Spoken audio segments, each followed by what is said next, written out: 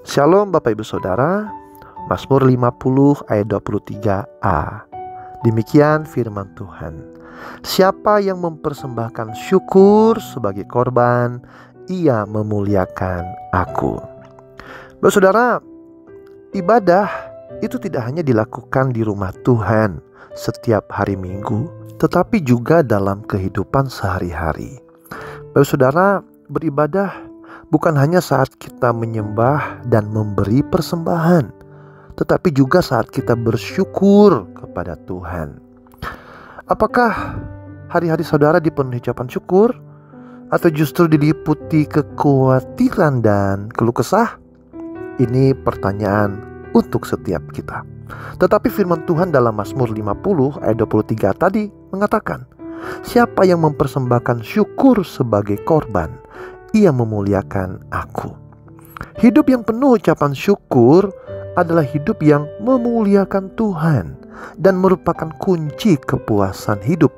Sebaliknya saudara, jika kita hanya bersungut-sungut, kita tidak akan merasakan kebahagiaan hidup dan bahkan meragukan kuasa Tuhan.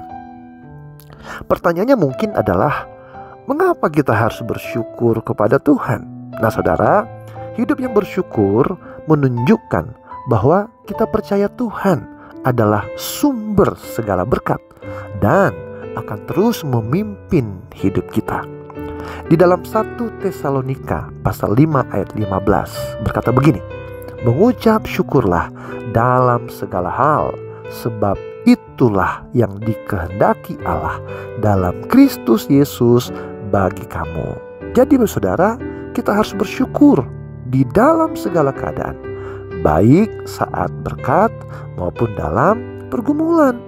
Mengucap syukur bukan hanya pada saat segalanya baik, tetapi juga kita mengucap syukur saat kita menghadapi masalah, karena semuanya itu pasti mendatangkan kebaikan bagi kita.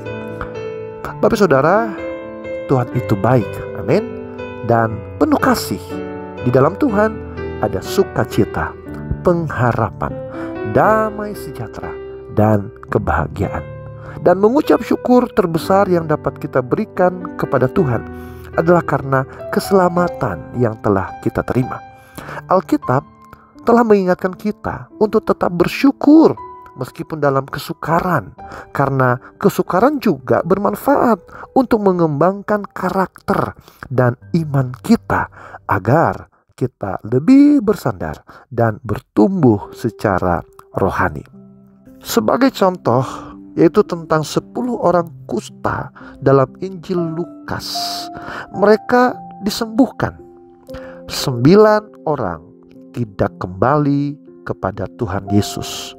Hanya 1 yang bahkan merupakan orang kafir, yang bukan orang Yahudi, justru yang kembali datang kepada Tuhan Yesus, mengucap syukur. Dia ingat kebaikan Tuhan. Nah, demikian juga dengan kita saudara, kita yang telah menerima anugerah keselamatan dari Tuhan. Apapun yang terjadi dalam hidup ini, mari kita senantiasa bersyukur kepada Tuhan. Dengan bersyukur, kita tidak hanya memuliakan Tuhan, tetapi juga mengingatkan diri kita akan kebaikan Tuhan. Karena itu, mari saudara, kita jadikan ucapan syukur sebagai bagian dari hidup kita sehari-hari, sehingga kita dapat hidup dalam damai dan sukacita yang sejati. Tuhan Yesus memberkati. Shalom.